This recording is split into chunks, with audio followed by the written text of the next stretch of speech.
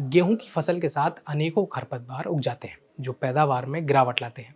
इन खरपतवारों में गोइला, चील, प्याजी, मोरवा, गुल्ली, डंडा, बथुआ, अकरी, बनवट्टी, कृष्णनील और जंगली जेई शामिल हैं। ये खरपतवार पोषक तत्व, नमी और जगह के लिए प्रतिस्पर्धा करते हैं, जिससे फसल का उत्पादन काफ़ी कम हो जाता है। इसलिए अधिक पैदावार पाने के लिए सही खरपतवार नियंत्रण समय पर करना बहुत जरूरी है। खरपतवार के अलावा कई कीट और बीमारियां भी गेहूं की फसल को चौपट करते हैं और गेहूं का सबसे खतरनाक रोग करनाल बंट को माना जाता है। इस रोग को गेहूं का कैंसर कहते हैं। यह बीमारी क्वारंटाइन के लिए प्रतिबंधित है। इसलिए आज के इस एपिसोड में हम आपको गेहूं के इस कैंसर के लक्षण से लेकर समाधान तक सब कुछ बताएंगे।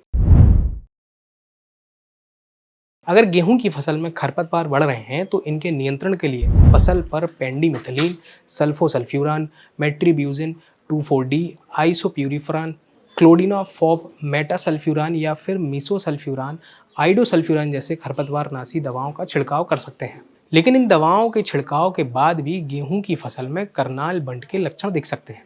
इसके लक्षण सामान्य रूप से फूलों वाली अवस्था पर दिखाई देते हैं और दाने के चारों ओर एक काला पाउडर दिखाई देता है। इसमें दानों से एक अजीब सी खुशबू आती है, जिसका कारण है ट्राइमिथाइलेमाइन। इस रोग से गेहूं को बचाने के लिए करनाल बंट प्रतिरोधी किस्मों का चयन करें, क्योंकि यह रोग बीज, मिट्टी और हवा से फैलता है। और बुवाई के पहले बीज उपचार जरूर करें। इसके अलावा फूलों वाली अवस्था पर गेहूं की सिंचाई न करें। वहीं रासायनिक नियंत्रण में बाविस्टिन 1000 ग्राम प्रति हेक्टेयर और प्रोपेकानाजोल 500 ग्राम प्रति हेक्टेयर की दर से उपयोग करें। इसके साथ ही एग्रोसान GN PMA 2.5 ग्राम प्रति किलोग्राम की दर से बीज उपचार कर सकते हैं। लूज स्पॉट रोग लगने पर गेहूं के खेतों में जल्दी निकलने वाली बालियों पर एक काला पाउडर दाने की तरह बन जाता है। इसके लक्षण तन या पत्तियों पर नहीं दिखाई देते हैं। सामान्य तौर पर बालों के स्थान पर रोगी बालों के अंडाशयों में काला पाउडर नजर आता है, जिन्हें स्पोर कहा जाता है। इसके नियंत्रण के लिए रोगग्रस्त पौधों को खेत से बाहर निकालकर जमीन में गाड़ दें। सोलर उपचार विधि को अपनाकर बीजों को संक्रमण रहित बनाया जा सकता है।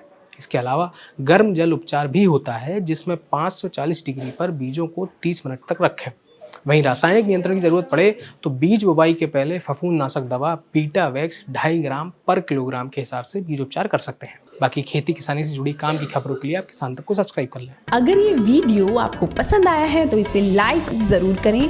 अगर चैनल अभी तक सब्सक्राइब नहीं किया है तो कर लें और नोटिफिकेशन पाने के लिए बेल आइकन भी दबा दें।